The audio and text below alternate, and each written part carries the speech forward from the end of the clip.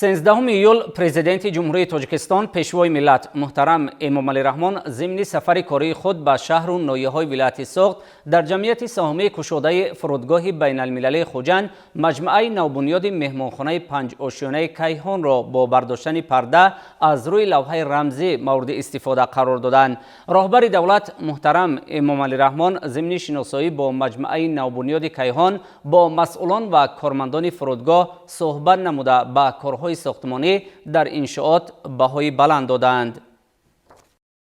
13 ایول پرزیدنت جمهوری تاجیکستان پیشوای ملت محترم امامعلی رحمان ضمن سفر کاری خود به شهر و ناحیه‌های ولایت سوخت در جمعیت سهامی گشاده فرودگاه بین المللی خوجند مجموعه نوبنیاد مهمانخانه 5 آشیانه کیهان را با برداشتن پرده از روی لوحه رمزی مورد استفاده قرار دادند. مجموعه مهمانخانه معاصر کیهان 5 آشیانه بوده در مساحت 3750 متر مربع بنیاد یافته است. مهمانخانه مذکور دارای تالار معاصر مجلسی با 40 جای نشست و 90 حجره استانداردی و برای مهمانان عالی مقام بوده در یک وقت می تواند تا 188 مهمان قبول نماید.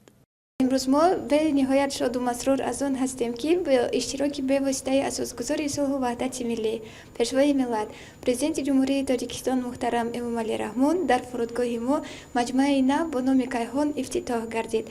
که این مجموعه دارای همه شرایط‌های زمانوی بوده و تمام طلبات‌های استاندارد جهانی جوابگو میباشد. برای ما بسیار مایه افتخار است که در این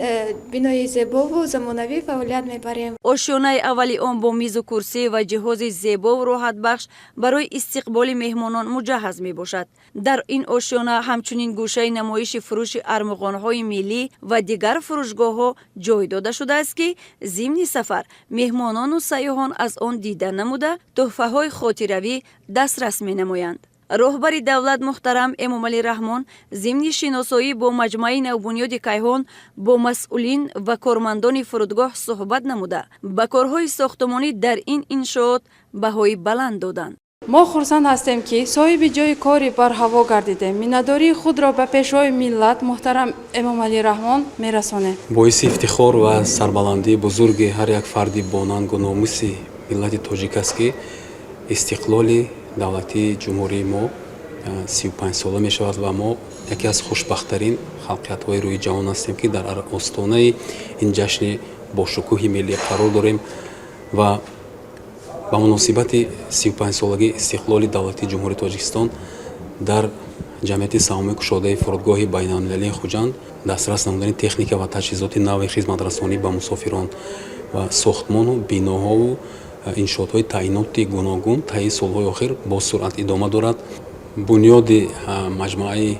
کیهان پیش از همه با مقصد بلند برداشتن سطح و صفت خدمت‌رسانی به مهمانان داخلی خارجی به سیاحان راه اندازی شده. امروز ما شاهد هستیم که این بنا با تمام شرط و شرایط‌های جوابگو به طلبات زمانی معاصر بنیاد گردیده است و شهروندان می‌توانند از خدمت‌رسانی‌های این بنای مهمانخانه شبانه روزی استفاده نمایند. اکنون برابر مورد بهره برداری قرار دادن مهمانخانه زیاده از 30 ساکن محلی و متخصصان وطنی با کار دائمی تامین گردید. اطلاع داده شد که ساختمان مجموعه کیهان در دایره استقبال سزاوار از جشن بزرگ ملی 35 سالگی استقلال دولتی تاجیکستان ماه مارس سال 2018 با جلب 200 بیناکار وطنی آغاز گردیده در مهلت معین ماه ایول سال 2025 با طرح معاصر و ملی به انجام رسیده است.